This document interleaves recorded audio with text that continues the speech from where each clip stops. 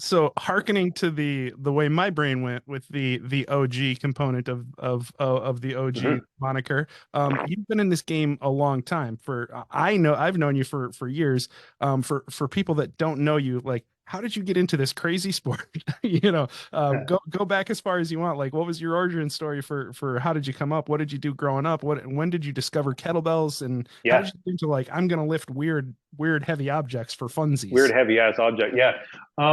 So I guess I came to this like so many others through martial arts, right?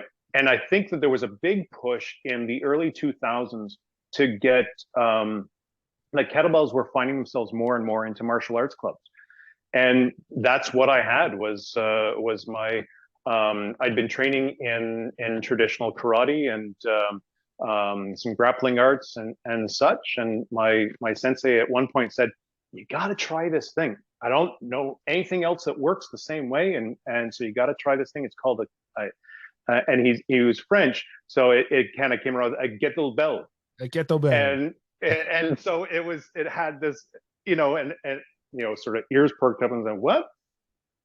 And so I tried it a couple times and didn't like it at all. I thought this is ass. I feel like I'm going to throw up and don't want to do this ever again. But then I started using them more and more, and I thought, this is really interesting, but there's got to be more to it than what I'm learning from my sensei. And if you come through the martial arts, there's often a lot of that mentality of you only need one teacher for the thing, and Sensei um, knows best. yes, exactly. But he really encouraged to sort of go and go and explore. And this is who I learned from, and this is who else is out there. And I ended up getting a coach in Ottawa who had been a longtime RKC guy, and he was a former Army officer and or Army Sergeant Major rather, or the Canadian equivalent. My apologies. And so he had that regimented ability to break things down and to get people going further and further and further, harder, go go go go. And so very quickly I ended up finding a little bit of a passion for it, and my sensei invited me to start teaching classes at the dojo. And then fast forward, well, and then I ended up pursuing the Canadian kettlebell, father of all of the lifters up here, Sean Mosen with Agatsu. And so in 2007, I think that's sort of the time frame we're looking at. I ended up taking one of his certification courses and just loved it. Thought this Sean guy seems crazy enough that I could start learning more shit from him.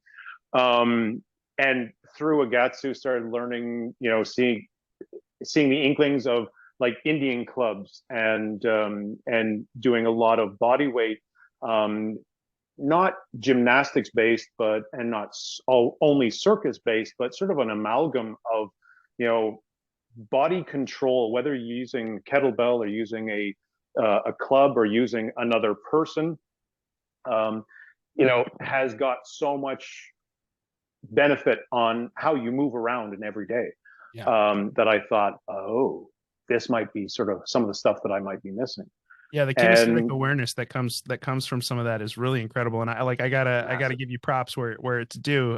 When I watch you do some of your crazy fancy Indian club stuff, your Yeah. some of those fancy patterns, like I know that you've rehearsed them a lot and you've practiced them a lot, but they look so fluid and like being able to move a club in each hand in different directions and things like that. Like people don't realize like how hard that is to get your brain to repattern that way and to be able to Yeah. coordinate that way. And like the value of that type of kinesthetic and proprioceptive awareness just in life is incredible. So like props to you on the Indian club thing. How long have you practiced with Indian clubs and Gada as well? And Gada is just another word for mace, For for those mace. Yeah. that aren't aware. So how long have you guys how long have you practiced with that? Did that all come together at the same time, or was it a different journey?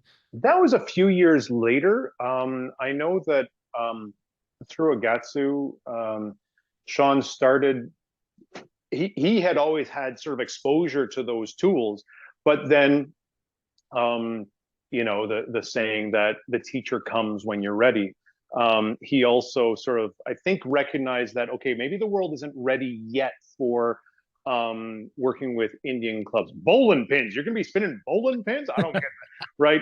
Yeah. Or and similarly to sort of, you mentioned proprioceptive and body control, working with breath control and breath work that is so dominant out there now. And he was sort of saying, well, I don't know if the world is ready for that yet. People barely look at a kettlebell and think, boy, you're going to hurt yourself. Is Right? that bad for your back? Isn't that Is bad for your back? that, you know what? You really shouldn't be lifting that heavy.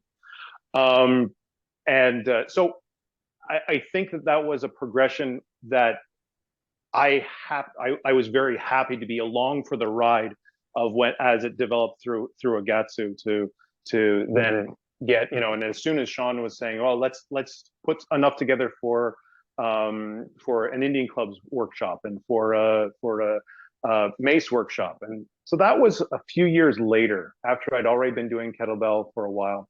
This was before I was even involved in kettlebell sport, but I was starting to see the lessons learned from Indian club, which is, you're working with a light tool. You're working not just muscle control, but muscle subtlety and that ability to work the volume dial, right? To work the Yeah. intensity dial, to Dynamic either, energy and control, as we call it. yeah, yeah, yeah. I've seen people pick up an Indian club and they'll do like, and they'll be smacking the thing into the air and then coming away saying, ow, and not realizing that they're going full tilt on um, Tiny muscles. uh, tiny muscles or Yeah. on really really sensitive joints. And so I took that to heart and started thinking, okay, well, there's got to be a way of dialing all that down and being able to be reactive to situations, to weights, and to all that stuff. Um, the Gada or the mace were very similarly along the same learning process. So those two kind of came up together. Steel clubs and heavy clubs as well were part of that. And then I think it was probably 2013 that I went to my first kettlebell comp. I'd been looking at that, and the one lesson that I took away from some of those original kettlebell courses was that this is a sub-maximal weight. But here we're just going to slam our body against it and we're going to bash our body against it. And Sean was the first one to really sort of say, it's a sub-maximal weight. Don't use it in the same way you would use a maximal weight. And there's got to be, sort of look at it differently. Yeah. So I was playing with that, and kettlebell sport kind of fit right into it because I was also looking at, well, if I can't slam my body and use maximal energy, then I've got to look at endurance energy. And hey, that kind of was describing this thing called kettlebell sport. And Yeah. Well, and it's also describing this thing called martial arts too, right? Because if you yes, watch anybody who's a good boxer, a good MMA fighter, a good jujitsu fighter, right? If you ever seen like Renzo Gracie on his back, he looks like he yeah, could take a nap down there, right? he's having a nap down there. Yeah, yeah, Because he's not working so hard because he knows that this is a fight and the person that gets yeah. tired first loses, right? And